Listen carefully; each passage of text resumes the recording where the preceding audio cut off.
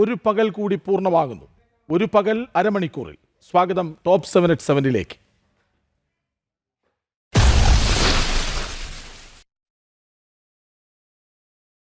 പോറ്റി, മുരാരി, സുധീഷ്, ബൈജു, വാസു, ഇനി പത്മകുമാർ.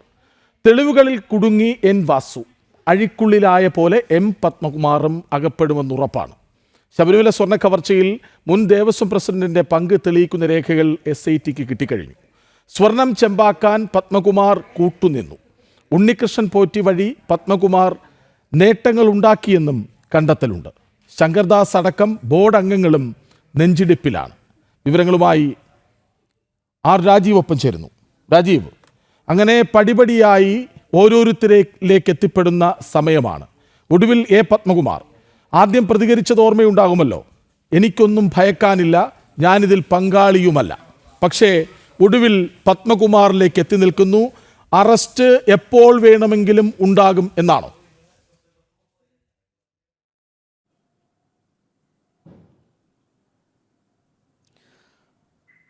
കൃഷ്ണജി, ഏറ്റവും ശ്രദ്ധിക്കേണ്ട മറ്റൊരു കാര്യം കൂടിയുണ്ട്. വീണ്ടും മണ്ഡലകാലത്തിന് തുടക്കം കുറിച്ചുകൊണ്ട് നാളെ ശബരിമല നട തുറക്കുകയാണ്. 2018 ഈ ശബരിമല നട തുറക്കുന്ന സമയത്ത് അവിടെ നമുക്കറിയാം ശബരിമല യുവതീ പ്രവേശന വിഷയത്തിൽ ഒരുപക്ഷെ പോലീസിനെയൊക്കെ ഉപയോഗിച്ചുകൊണ്ട് ഭക്തരെ അവിടെ നിന്ന് അടിച്ചോടിക്കാനുള്ള വലിയ ശ്രമങ്ങളൊക്കെ നടന്നിരുന്നു. അന്ന് ചുക്കാൻ പിടിച്ച ആളുകളാണ് കൃഷ്ണരാജ് ഈ ചൂണ്ടിക്കാണിച്ച ഓരോ പേരുകളും എന്ന കാര്യം കൂടി നമ്മൾ ഈ ഘട്ടത്തിൽ ശ്രദ്ധിക്കേണ്ടതായുണ്ട്. പ്രത്യേകിച്ചും അന്ന് തിരുവിതാംകൂർ ദേവസ്വം കമ്മീഷണറായിരുന്ന എൻ വാസു, മുഖ്യമന്ത്രി എല്ലാം വിശ്വസിച്ച് ഏൽപ്പിച്ചിരുന്നത് എൻ വാസുവിനെയാണ്. വാസുവാണ് ഇതിനെ ഏറ്റവും പ്രധാനമായും ചുക്കാൻ പിടിച്ചതെങ്കിൽ ആ വാസു ഇന്ന് അഴിക്കുള്ളിലാണ്. ഇതിനൊപ്പമാണ് അന്ന് തിരുവിതാംകൂർ ദേവസ്വം ബോർഡ് പ്രസിഡന്റായിരുന്ന പത്മകുമാർ, അതുപോലെ തന്നെ ശങ്കർദാസ് ഉൾപ്പെടെയുള്ള അംഗങ്ങൾ, ഇവരൊക്കെ ഓരോരുത്തരായി അഴിക്കുള്ളിലേക്ക് പോകുന്ന ഒരു സാഹചര്യമാണ് ഇപ്പോഴുള്ളത്. അതിനുള്ള നിർണായകമായ തെളിവുകളാണ് SITക്ക് ലഭിച്ചിരിക്കുന്നത്. നിലവിൽ വാസു അഴിക്കുള്ളിലായെങ്കിൽ ഇനി അഴിക്കുള്ളിലാകാൻ പോകുന്നത് പത്മകുമാർ ഉൾപ്പെടെയുള്ളവരാണ്. അവരെ ഉടൻ ചോദ്യം ചെയ്യും. വളരെ നിർണായകമായ തെളിവുകൾ, അതായത് 2019 ഈ കട്ടിളപ്പാളികൾ ഉണ്ണികൃഷ്ണൻ പോറ്റിയുടെ കൈവശം കൊടുത്തുവിടുമ്പോൾ അതിൽ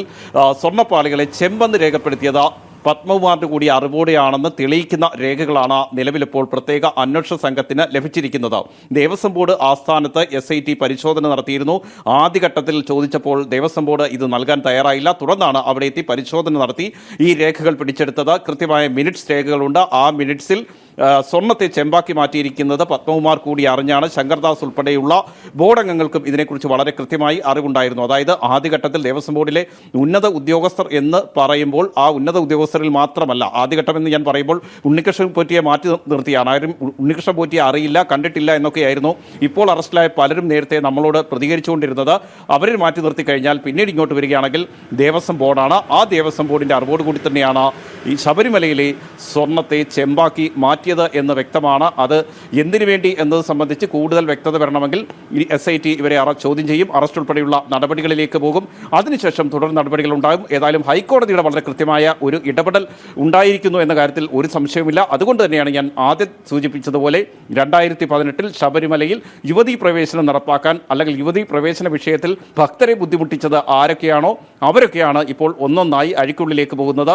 വീണ്ടും മണ്ഡലകാലത്തിന് തുടക്കം കുറിച്ചുകൊണ്ട് നാളെ നട തുറക്കുമ്പോൾ വീണ്ടും ആളുകൾ ഇങ്ങനെ അഴിക്കുള്ളിലേക്ക് പോകുന്ന ഒരു സാഹചര്യമാണ് നിലനിൽക്കുന്നത്. കൃഷ്ണരാജ്, ശരിയാണ്, അത് സംഭവിച്ചുകൊണ്ടേയിരിക്കുന്നു. ഏതായാലും SIT കൃത്യമായ തെളിവുകൾ ശേഖരിച്ചു കഴിഞ്ഞു. ഉറപ്പായും പത്മകുമാർ അഴിക്കുള്ളിലേക്ക് എന്ന സൂചന തന്നെയാണ് വരുന്നത്. പദവിയിലേക്ക് കയറും വഴി മുൻ ദേവസ്വം പ്രസിഡന്റുമാർക്കിട്ട് കൊട്ടി K ജയകുമാർ. പോരെങ്കിൽ എല്ലാം നന്നാക്കാനാണ് തൻ്റെ വരവെന്ന് തോന്നിപ്പിക്കാൻ ഒരു ശ്രമവും നടത്തി. തിരുവിതാംകൂർ ദേവസ്വം ബോർഡിൻ്റെ വിശ്വാസ്യത നഷ്ടമായെന്നാണ് പുതിയ പ്രസിഡന്റിൻ്റെ തുറന്നു പറച്ചിൽ. ഭക്തരുടെ വിശ്വാസം തിരികെ പിടിക്കും.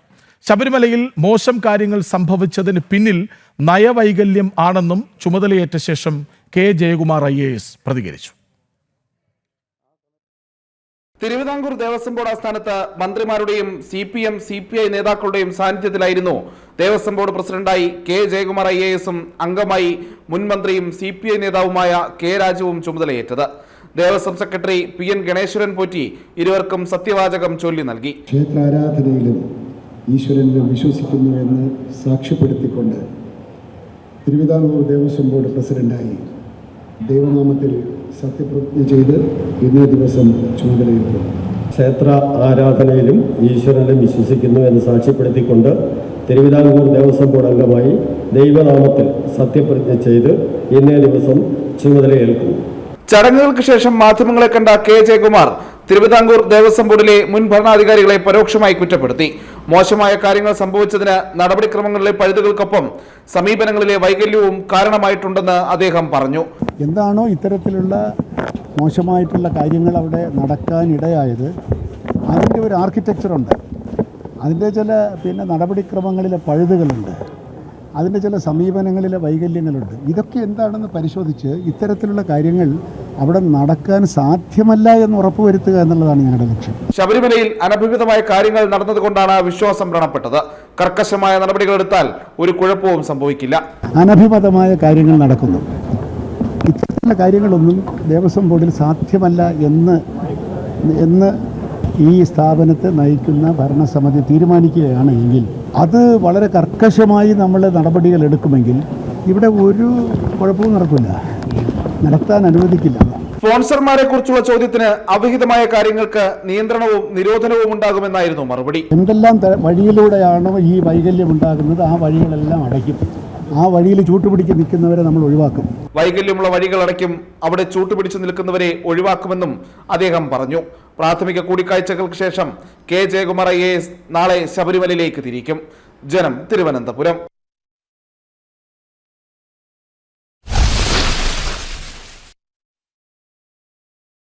ഗുണ്ടകളെ ചേർത്തു പിടിക്കുന്നതിലും നമ്പർ 1 ആണ് നമ്മൾ. ഗുണ്ടാബന്ധമുള്ള പോലീസുകാരെ സംരക്ഷിക്കുന്നത് നമ്മുടെ സ്വന്തം ആഭ്യന്തര വകുപ്പാണ്. ഗുണ്ടകളുടെ ആതിഥ്യം സ്വീകരിച്ച ഡിവൈഎസ്പിമാർക്കെതിരെ നടപടി എന്ന പേരിൽ നടക്കുന്നത് പ്രഹസനം. ഗുണ്ടാബന്ധം തെളിഞ്ഞിട്ടും ഡിവൈഎസ്പിമാരായ KJ ജോൺസൺ, പ്രസാദ് എന്നിവർക്കാണ് സർക്കാരിൻ്റെ സംരക്ഷണം. ബന്ധം തെളിഞ്ഞാൽ കടുത്ത നടപടി എന്ന മുഖ്യമന്ത്രിയുടെ വാക്ക് വെറും വെറുതെയെന്ന് വ്യക്തം. 2023 ജനുവരിയിലാണ് ഗുണ്ടാ സംഘങ്ങളുമായും റിയൽ എസ്റ്റേറ്റ് മാഫിയ സംഘങ്ങളുമായും ബന്ധം പുലർത്തിയതിന് 2 ഡിവൈഎസ്പിമാരെ സസ്പെൻഡ് ചെയ്തത്. ഡിവൈഎസ്പിമാരായ AJ ജോൺസൺ, പ്രസാദ് എന്നിവർക്കായിരുന്നു സസ്പെൻഷൻ. ഇന്റലിജൻസ് നൽകിയ കൃത്യമായ തെളിവുകളുടെ അടിസ്ഥാനത്തിലായിരുന്നു സർക്കാരിന്റെ നടപടി. എന്നാൽ 2024 ഇവർ തിരികെ സർവീസിൽ പ്രവേശിച്ചു. തുടർന്നാണ് ഇപ്പോൾ ഇവർക്കെതിരായ നടപടികൾ പ്രഹസനമാക്കി ആഭ്യന്തര വകുപ്പ് ഉത്തരവിറക്കിയിരിക്കുന്നത്. ആകെ ഇൻക്രിമെന്റ് തടഞ്ഞത് മാത്രമാണ് ഇവർക്കെതിരെ സ്വീകരിച്ച നടപടി. ഇരുവരും കുറ്റം ചെയ്തെന്ന് കൃത്യമായി ആഭ്യന്തര വകുപ്പ് ഇറക്കിയ ഉത്തരവിൽ ചൂണ്ടിക്കാട്ടുന്നുണ്ട്. ഡിവൈഎസ്പി ജോൺസൺ സ്വന്തം മകളുടെ ബർത്ത്ഡേ പാർട്ടി തിരുവനന്തപുരത്തെ നക്ഷത്ര ഹോട്ടലിൽ നടത്തിയ ശേഷം ഗുണ്ടാ നേതാവിനെ കൊണ്ട് ബില്ലടപ്പിച്ചെന്ന് ഇന്റലിജൻസ് റിപ്പോർട്ട് നൽകിയിരുന്നു. ഇതിൽ ജോൺസൺ നൽകിയ വിശദീകരണം തൃപ്തികരമല്ലെന്ന് ഈ ഉത്തരവിൽ തന്നെ സൂചിപ്പിക്കുന്നുണ്ട്. മാത്രമല്ല, സാമൂഹ്യ വിരുദ്ധ പ്രവർത്തനങ്ങൾ നടത്തുന്നവരാണെന്ന് അറിഞ്ഞിട്ടും നിരന്തരം ഇവരുമായി ഫോണിൽ ഡിവൈഎസ്പിമാർ സംസാരിച്ചെന്നും ഉത്തരവിൽ പറയുന്നു. ഇത്രയും ഗൗരവമുള്ള വിഷയത്തിലാണ് നടപടി, പക്ഷേ ചെറിയ രീതിയിൽ ഒതുക്കിയത്. ഗുണ്ടാബന്ധം തെളിഞ്ഞാൽ ഉദ്യോഗസ്ഥർ സേനയിൽ കാണില്ലെന്ന മുഖ്യമന്ത്രിയുടെ വാദം കൂടിയാണ് ഇവിടെ പൊളിയുന്നത്. ആർ രാജീവ്, ജനം, തിരുവനന്തപുരം. ബീഹാറിൽ തോറ്റു തൊപ്പിയിട്ടു തേജസ്വി യാദവും സംഘവും. ഇരുട്ടടിയിൽ തലപൊക്കാനാവാതെ ഇരിക്കുമ്പോഴാണ് അടുത്തയടി. ലാലു കുടുംബത്തിൽ അടുത്ത കലഹം വരുന്നു. മനം മടുത്ത് രാഷ്ട്രീയം ഉപേക്ഷിച്ചു ലാലു പ്രസാദ് യാദവിൻ്റെ മകൾ. ബീഹാർ തെരഞ്ഞെടുപ്പിലെ RJDയുടെ ദയനീയ പ്രകടനത്തിന് പിന്നാലെയാണ് തേജസ്വിയുടെ സഹോദരിയുടെ പ്രഖ്യാപനം. വിവരങ്ങളുമായി ന്യൂസ് ഡെസ്കിൽ നിന്ന് ഐസൻ ജോസ് ഒപ്പം ചേരുന്നു. ഐസൻ, തോറ്റ് വളരെ നിരാശയിലിരിപ്പാണ്. കാരണം മുഖ്യമന്ത്രി ആകാമെന്ന പ്രതീക്ഷയിൽ രാഹുലിനെ പോലും പോസ്റ്ററിൽ വയ്ക്കാതെ ഒറ്റയ്ക്ക് പോസ്റ്ററുകളിൽ നിരന്നിരുന്ന തലയാണ് തേജസ്വിയുടേത്. പക്ഷേ കനത്ത പരാജയമായിപ്പോയി, താങ്ങാനാവാത്ത പരാജയം. അതിനിടെയാണ് കുടുംബത്തിൽ നിന്ന് ഒരാൾ കൂടി ഞാനിനി RJDയിലില്ല എന്ന് പറഞ്ഞു പോകുന്നത്. തീർച്ചയായും കൃഷ്ണരാജ് RJDയിൽ തുടരുന്നില്ല, അല്ലെങ്കിൽ രാഷ്ട്രീയത്തിൽ തന്നെ തുടരുന്നില്ല എന്നൊരു നിലപാട് സ്വീകരിച്ചാണ് രോഹിണി ആചാര്യ എന്ന ലാലു പ്രസാദ് യാദവിൻ്റെ മകൾ ഇപ്പോൾ ഒരു എക്സിൽ ഒരു കുറിപ്പിട്ടിരിക്കുന്നതും ആ കുറിപ്പിൻ്റെ അടിസ്ഥാനത്തിൽ അവർ രാഷ്ട്രീയം ഉപേക്ഷിക്കുന്നു. ഇതിന് എല്ലാം ഉത്തരവാദിത്വം റമീജ് എന്ന് പറയുന്ന തൻ്റെ സഹോദരൻ്റെ സുഹൃത്തും അതുപോലെ തന്നെ സഞ്ജയ് യാദവ് എന്ന് പറയുന്ന രാജ്യസഭ എംപിയും നിർദ്ദേശിച്ചതനുസരിച്ച് ഇത്തരമൊരു നീക്കത്തിലേക്ക് കടക്കുന്നു എന്നാണ് അവർ സമൂഹ മാധ്യമ കുറിപ്പിൽ പോസ്റ്റ് ചെയ്തിരിക്കുന്നത്. ഇന്ന് ഉച്ചതിരിഞ്ഞ് 2:45 കൂടിയാണ് ഈ പോസ്റ്റ് പ്രത്യക്ഷപ്പെട്ടത്. തുടർന്ന് അത് വാർത്തകളിൽ നിറയുകയായിരുന്നു. നമുക്ക് അറിയാവുന്നതാണ്, കനത്ത പരാജയമാണ് ഏറ്റുവാങ്ങിയത്. ഈ കനത്ത പരാജയം ഏറ്റുവാങ്ങുന്നതിന് പല ഘടകങ്ങൾ, ഒരു പക്ഷേ ഈ ചർച്ചകളിലെല്ലാം തന്നെ ഒരു പക്ഷേ ഇവരുടെ സാന്നിധ്യവും ഇവരുടെ ചർച്ചകളും ഉണ്ടായിരുന്നിരിക്കാം, ഇവരുടെ ഒരു നിലപാടുകളും ഉണ്ടായിരുന്നിരിക്കാം, ഇവർക്ക് ചില പ്രതീക്ഷകൾ നൽകിയിരുന്നു എന്ന സൂചനകൾ തന്നെയാണ് ഇപ്പോൾ രാഷ്ട്രീയ നിരീക്ഷകരെല്ലാം തന്നെ ചൂണ്ടിക്കാണിക്കുന്നത്. ആ പ്രതീക്ഷകൾ നൽകിയിരിക്കുന്നത് തങ്ങൾ അധികാരത്തിലെത്തുമ്പോൾ മറ്റു രീതിയിൽ ഏതെങ്കിലും സംവിധാനങ്ങളിൽ അവരെ സംരക്ഷിക്കുമെന്നൊരു നിലപാട് എടുത്തിരുന്നു എന്ന സൂചനയാണ് ലഭിക്കുന്നത്. എന്നാൽ ഇത് സംബന്ധിച്ചൊരു സ്ഥിരീകരണമൊന്നും ലാലു പ്രസാദ് യാദവിൻ്റെ കുടുംബത്തിൽ നിന്നോ ഒന്നും തന്നെ ഉണ്ടായിട്ടില്ല. മാത്രമല്ല 2024 നടന്ന ലോക്സഭാ തെരഞ്ഞെടുപ്പിൽ ഇവർക്ക് സീറ്റ് നൽകാമെന്നൊരു നിലപാട് സ്വീകരിച്ചതായുള്ള റിപ്പോർട്ടുകളും വരുന്നുണ്ട്. മറ്റൊരു പ്രധാന വിഷയം, തേജ് പ്രതാപ് യാദവ് എന്ന് പറയുന്ന മറ്റൊരു സഹോദരനെ ലാലു പ്രസാദ് യാദവ് തന്നെ പുറത്താക്കിയൊരു സാഹചര്യം കുറച്ചു കാലങ്ങൾക്ക് മുമ്പാണ് ഉണ്ടായത്. ഇത്തരത്തിൽ ലാലുവിൻ്റെ കുടുംബത്തിൽ തന്നെ ചില പ്രശ്നങ്ങൾ ഈ തേജസ്വി യാദവിൻ്റെ ഇടപെടൽ മൂലം ഉണ്ടാകുന്നു എന്നാണ് ഇപ്പോൾ മനസ്സിലാക്കാൻ സാധിക്കുന്നത്. പക്ഷേ ഇത് സംബന്ധിച്ചൊരു ഔദ്യോഗികമായൊരു പ്രതികരണങ്ങളോ അല്ലെങ്കിൽ ഔദ്യോഗികമായൊരു നിലപാടുകളോ RJDയുടെ ഭാഗത്തുനിന്നോ അല്ലെങ്കിൽ തേജസ്വി യാദവിൻ്റെ ഭാഗത്തു നിന്നോ ഒന്നും തന്നെ ഉണ്ടായിട്ടില്ല എന്നതും ഒരു യാഥാർത്ഥ്യമാണ്. എന്തുതന്നെയായാലും നിലവിലെ സാഹചര്യത്തിൽ രോഹിണി ആചാര്യ പാർട്ടിയും രാഷ്ട്രീയവും വിട്ടുപോയിരിക്കുന്നു. രാഷ്ട്രീയം ഞാൻ ഉപേക്ഷിക്കുന്നു. ഈ രണ്ടു പേർ, അതായത് സഞ്ജയ് യാദവും റമീജും പറഞ്ഞതിനനുസരിച്ച് രാഷ്ട്രീയം വിട്ടുപോകുന്നു എന്ന നിലപാടാണ് അവർ സ്വീകരിച്ചിരിക്കുന്നത്. ഈ നിലപാടിൻ്റെ പിന്നിലെ കാര്യം എന്താണെന്ന് അവർക്ക് നിരാശാബോധമായിരിക്കാം, അല്ലെങ്കിൽ ഈ പരാജയപ്പെട്ടതിൻ്റെ ഭാഗമായി ഇനിയും RJDയിൽ തുടരുന്നത് അർത്ഥശൂന്യമാണ്. ഇനിയും തുടർന്നും RJDയിൽ തുടർന്നാൽ മറ്റു പ്രയോജനങ്ങളുണ്ടാകില്ല. നമുക്കറിയാവുന്നതാണ്, ഇനി 5 വർഷത്തേക്ക് ഏത് രീതിയിലായിരിക്കും RJDയുടെ നിലപാടുകൾ ഉണ്ടാവുക എന്ന് സംബന്ധിച്ചൊക്കെ ഇനി കൃത്യമായ വിവരങ്ങൾ പുറത്തു വരേണ്ടതുണ്ട്. എന്ന് തന്നെയായാലും നിലവിലെ സാഹചര്യത്തിൽ അവർ രാഷ്ട്രീയം ഉപേക്ഷിച്ചിരിക്കുന്നു. ഞാൻ എല്ലാ ഉത്തരവാദിത്വം ഏറ്റെടുത്ത് ഈ രണ്ടുപേരുടെയും ഉപദേശപ്രകാരം രാഷ്ട്രീയം ഒഴിഞ്ഞിരിക്കുന്നു രാഷ്ട്രീയം ഉപേക്ഷിച്ചിരിക്കുന്നു, എൻ്റെ കുടുംബവുമായുള്ള ബന്ധം അവസാനിപ്പിച്ചിരിക്കുന്നു എന്ന നിലപാടാണ് അവർ ഔദ്യോഗികമായി സമൂഹ മാധ്യമത്തിൽ അറിയിച്ചിരിക്കുന്നത്. ശരി, രോഹിണി ആചാര്യ RJD വിടുന്നു. പരാജയത്തിൽ മനം നൊന്താണ് മാറ്റം. മാത്രമല്ല, തേജസ്വിയുടെ പോക്ക് അത്ര വിശ്വസിക്കാനാകാത്ത തലത്തിലേക്കാണെന്ന തോന്നൽ ലാലുവിൻ്റെ മകളെ RJDയിൽ നിന്ന് ഗുഡ് ബൈ പറയിപ്പിക്കുന്നു എന്നും പറയേണ്ടി വരും. വിവരങ്ങൾ നൽകുകയായിരുന്നു ഐസൻ ജോസ്.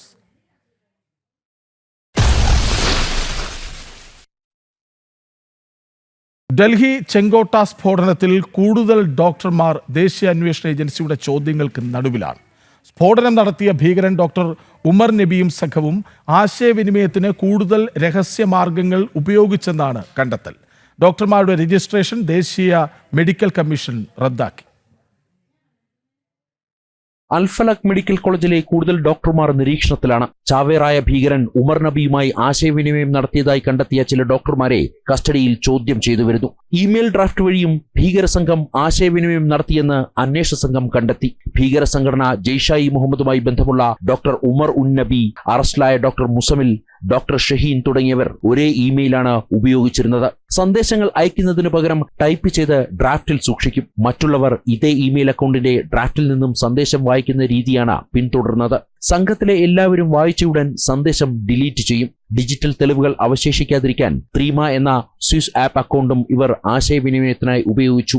സംഘത്തിന്റെ തുർക്കി ബന്ധത്തിലടക്കം NIA അന്വേഷണം തുടരുകയാണ്. അതേസമയം ഹരിയാനയിലെ രാസവസ്തുക്കൾ വിൽക്കുന്ന ഇടങ്ങളിലും ഗോഡൌണുകളിലും അടക്കം സമഗ്ര പരിശോധനയാണ് നടക്കുന്നത്. അളവിൽ കൂടുതൽ രാസപദാർത്ഥങ്ങൾ കൈവശം വെച്ച ചിലർ കസ്റ്റഡിയിലാണെന്ന സൂചനകളും ലഭിക്കുന്നു. ഇതിനിടയിൽ ഡോക്ടർമാരായ മുസാഫർ അഹമ്മദ്, അദീൽ അഹമ്മദ് റാത്തർ, മുസാമിൽ ഷക്കീൽ, ഷഹീൻ സയ്യിദ് എന്നിവരെ നാഷണൽ മെഡിക്കൽ രജിസ്റ്ററിൽ നിന്ന് ദേശീയ മെഡിക്കൽ കമ്മീഷൻ പുറത്താക്കി. ജനം, ഡൽഹി. അതിനിടെ ശ്രീനഗറിലെ നൌഗാം പോലീസ് സ്റ്റേഷനിലേത് ഭീകരവാദ ബന്ധമില്ലാത്ത സ്ഫോടനമെന്ന് തെളിയുന്നു. പൊട്ടിത്തെറിച്ചത് ഫരീദാബാദ് ഭീകര സംഘത്തിൽ നിന്ന് പിടിച്ചെടുത്ത സ്ഫോടക വസ്തുക്കളാണ്. 9 പേരാണ് കൊല്ലപ്പെട്ടത്. ശ്രീനഗറിലെ നൌഗാം പോലീസ് സ്റ്റേഷനിൽ വൻ സ്ഫോടനമുണ്ടായത് രാത്രി 11:20-നാണ്. സ്റ്റേഷൻ വളപ്പിൽ സൂക്ഷിച്ചിരുന്ന സ്ഫോടക വസ്തുക്കൾ വൻ ശബ്ദത്തോടെ പൊട്ടിത്തെറിക്കുകയായിരുന്നു. 15 കിലോമീറ്റർ അകലെ വരെ പ്രകമ്പനം അനുഭവപ്പെട്ടു. 500 മീറ്റർ ദൂരെ വരെ മൃതദേഹങ്ങൾ ചിതറിത്തെറിച്ചു.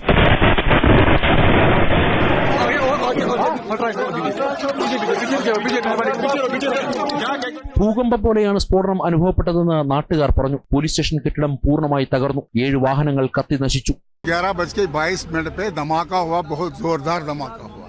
ठीक हो गया, धमाका हुआ, हम लोग पहले डर गए। 15-20 मिनट तो समझने में लगे ये है क्या, एयर बर्स्ट है या कुछ फटा है, क्या हुआ है, जलजला है, सबने मुख्तलिफ रहे। लेकिन तब पता चला जब लोग निकले बाहर, औरतें बाहर निकली रोते धोते, तब पता चला कि ऐसा हुआ है, थाने में कुछ हुआ है.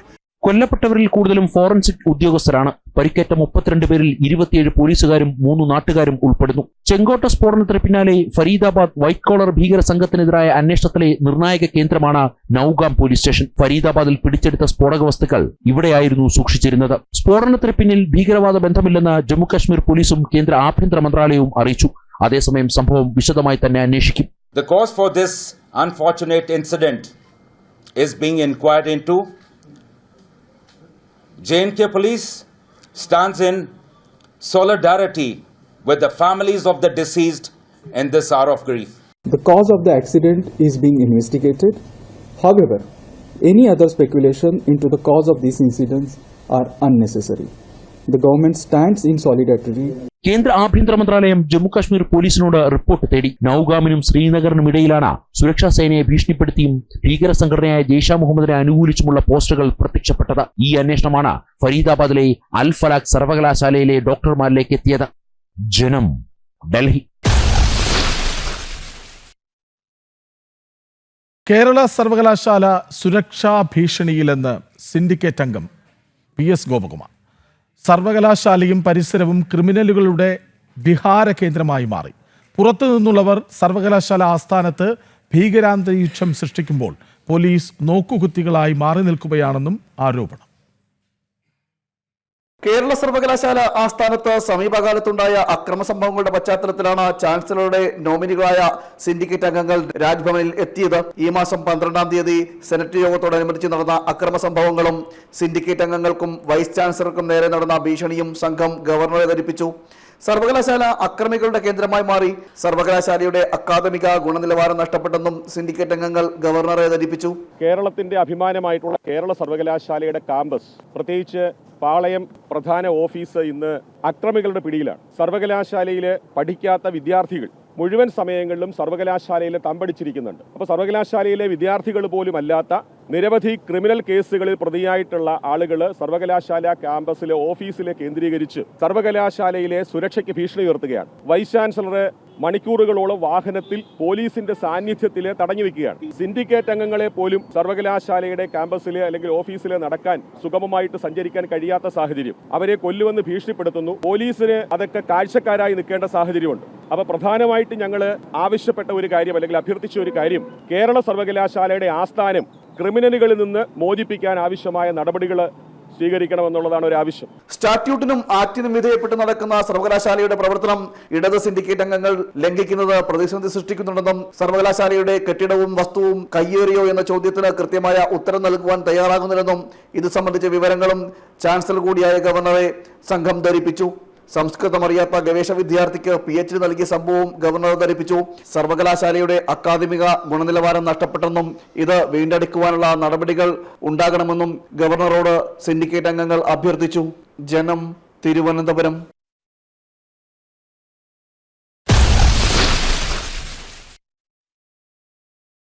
കൊൽക്കത്ത ടെസ്റ്റിൽ പിടിമുറുക്കി ഭാരതം. രണ്ടാം ഇന്നിംഗ്സിലും ദക്ഷിണാഫ്രിക്കയ്ക്ക് വലിയ ബാറ്റിംഗ് തകർച്ചയാണ്. രണ്ടാം ദിനം കളി അവസാനിപ്പിക്കുമ്പോൾ 7 വിക്കറ്റിന് 93 റൺസ് എന്ന നിലയിലാണ് ആതിഥേയർ. 29 റൺസ് എടുത്ത ക്യാപ്റ്റൻ ബാവുമ ക്രീസിലുണ്ട്. 4 വിക്കറ്റ് എടുത്ത രവീന്ദ്ര ജഡേജയാണ് ദക്ഷിണാഫ്രിക്കയെ തകർത്തത്. കുൽദീപ് യാദവ് 2 വിക്കറ്റ് വീഴ്ത്തി. നേരത്തെ ഭാരതത്തിന്റെ ഒന്നാം ഇന്നിംഗ്സ് 189 റൺസിന് അവസാനിച്ചിരുന്നു. KL രാഹുൽ 39ഉം വാഷിംഗ്ടൺ സുന്ദർ 29ഉം റൺസ് എടുത്തു. ദക്ഷിണാഫ്രിക്കയ്ക്കായി സൈമൺ ഹാർമർ 4ഉം മാർക്കോ ജാൻസൺ 3ഉം വിക്കറ്റ് വീഴ്ത്തി.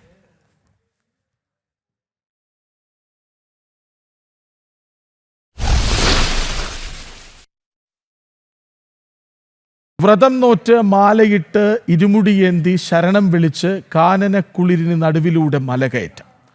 മനസ്സിലെ മാറാലി അകറ്റാൻ വീണ്ടും ഒരു മണ്ഡലകാലം എത്തുകയാണ്.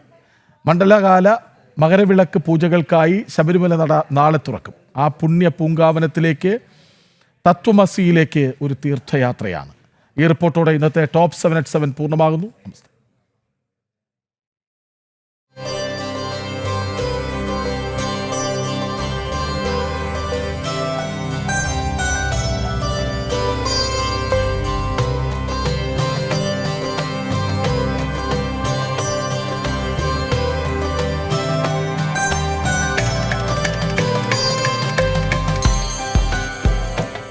വേദാന്തപ്പൊരുളിൻ്റെ ശരണമന്ത്രങ്ങൾ ഉരുക്കഴിച്ച് ഭക്തലക്ഷങ്ങൾ മല താണ്ടാൻ ഇനി ഒരു നാൾ കൂടി.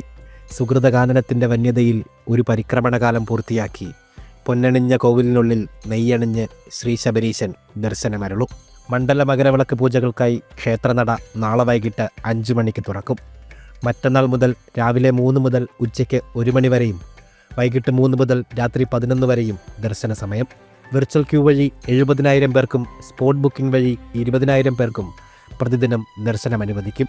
നിലയ്ക്കൽ, പമ്പ, എരുമേലി, വണ്ടിപ്പെരിയാർ, ചെങ്ങന്നൂർ എന്നിവിടങ്ങളിൽ സ്പോട്ട് ബുക്കിംഗ് കേന്ദ്രങ്ങളുണ്ടാവും. സ്ത്രീകൾക്കും കുട്ടികൾക്കും 18-ാം പടിക്ക് മുമ്പായി നടപ്പന്തൽ മുതൽ പ്രത്യേക ക്യൂ സംവിധാനം ഏർപ്പെടുത്തും.